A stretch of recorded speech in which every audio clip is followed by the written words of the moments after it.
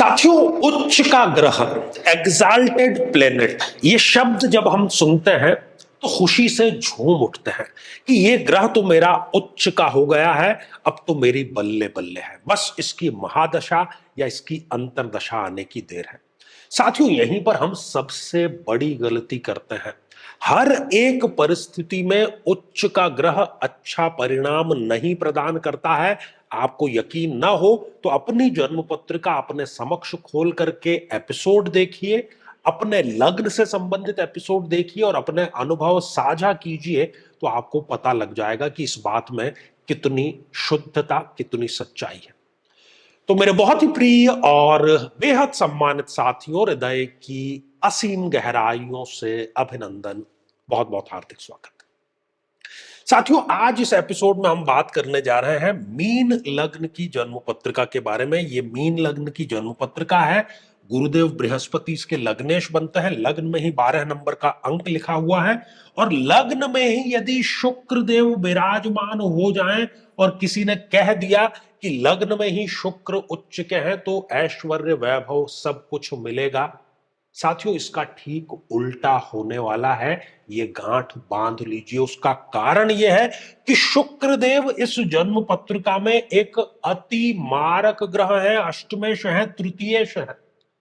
मारक ग्रह जितना शक्तिशाली होगा उतना उसका मारकत्व बढ़ेगा।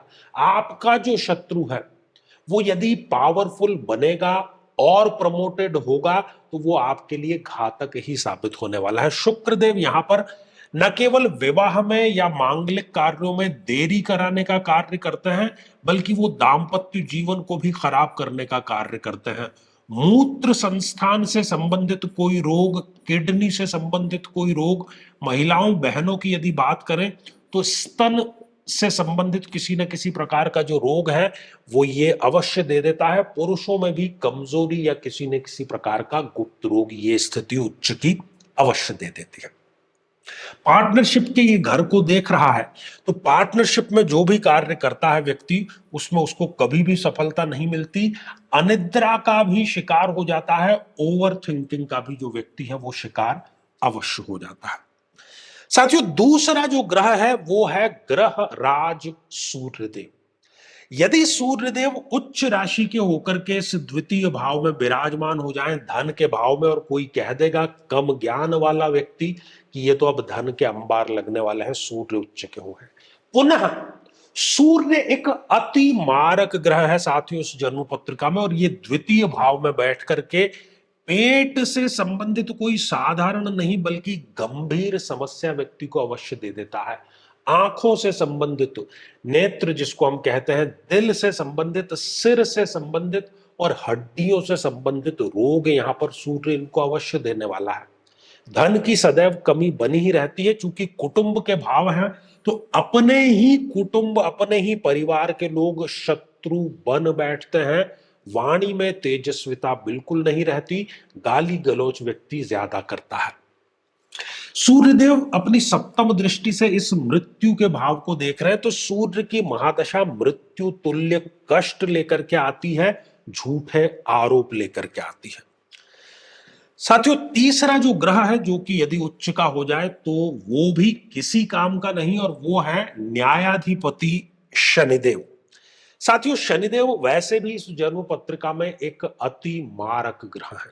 यदि वो उच्च राशि के होकर के और इस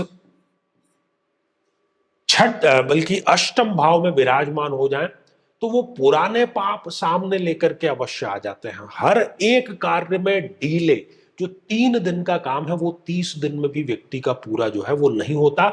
हर एक कार्य, साधारण से साधारण कार्य के लिए व्यक्ति को संघर्ष करना पड़ता है। जोड़ों से संबंधित समस्या, पैरों से संबंधित समस्या, नर्वस सिस्टम की समस्या, ये सारी समस्या, और व्यक्ति घनघोर रूप से आलसी हो जाता है। कैसे आज के कार्य को कल पर टाला जाए, इसमें उसको महारत हासिल होती है। साथियों, पिता से भी ये संबंध खराब करता है क्योंकि तीसरी दृष्टि यहां पर ये दशम भाव पर देखी और ये 7वीं दृष्टि जो कुटुंब भाव पर देखी, तो वही साधारण सी चीज कि अपने ही लोग शत्रुतावत व्यवहार यहां पर करना प्रारंभ कर देते हैं। तो साथियों हमने देखा कि मीन लग्न की जन्म पत्रिका में कैसे 3 ग्रह जो कि उच्च के हो भी जाएं तो वो नकारात्मक ही परिणाम प्रदान करते हैं। साथियों, यदि आप भी चाहते हैं कि आपकी कुंडली का सूक्ष्म और वैज्ञानिक विश्लेषण हो तो आगामी समय में मैं स्वयं इन शहरों में उपस्थित रहूंगा। आप समय लेकर के मिल सकते हैं या फिर टेलीफोनिक या वीडियो कॉल के माध्यम से भी आप जुड़ सकते हैं। और यदि आप चाहते हैं कि आपके किसी एक प्रश्न का निःशुल्क मार्गदर्शन किया जाए, जो कि हमारे इसी चैनल पर प्रति शनिवार दोपहर 3 बजे हम खास लाइव कार्यक्रम लेकर के आते हैं, तो उसमें शामिल होने के लिए आप हमारे इस वीडियो को हाइप कीजिए और उसका जो स्क्रीनशॉट है वो दिए गए व्हाट्सएप नंबर पर भेज दीजिए। तो इसी मंगल कामना के साथ में कि आप सभी स्वस्थ, समृद्ध और शांतिपूर्वक जीवन व्यतीत करें। नमस्कार। साथियों, कई वर्षों के जन्म पत्र का अध्ययन और लाखों कुंडलियों के अध्ययन के बाद हम ये कह सकते हैं कि यदि किसी की जन्म पत्रिका में राहु पीड़ित है तो उसको इस ग्रह की महादशा में इन 9 लक्षणों का, इन 9 कष्टों का, पीड़ाओं का अवश्य सामना करना पड़ता है। ये भ्रम की स्थिति पैदा कर देता है। व्यक्ति ये निर्णय नहीं ले पाता कि उसके लिए सही क्या है, गलत क्या है। और यदि वो निर्णय ले भी लेता है तो वो निर्णय उसके लिए आत्मघाती साबित होता है। हर एक कार्य में हानि, हर एक कार्य में आकस्मिक समस्याएं सदैव खड़ी रहती है।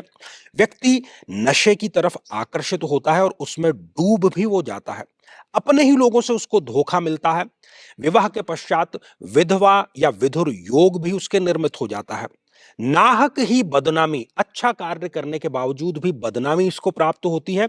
छोटी बड़ी जेल यात्रा का योग भी यहां पर निर्मित होता है और घर में सदैव गृह कलेश का वातावरण बना रहता है। लेकिन साथियों, यदि आप भी इन सभी कष्टों से स्थायी और सटीक मुक्ति प्राप्त करना चाहते हैं तो उसका तरीका है इस ग्रह की महादशा मंत्र साधना दीक्षा, जो विशेष रूप से आपके नाम, आपकी जन्मतिथि के अकॉर्डिंग की जाएगी। और गुरु दीक्षा के माध्यम से अभिमंत्रित माला भी आपको प्रदान की जाएगी, ताकि न केवल ये सारे कष्ट दूर हों बल्कि ये पूरी की पूरी महादशा आपके लिए शांतिदायक और सुख समृद्धिदायक साबित हो।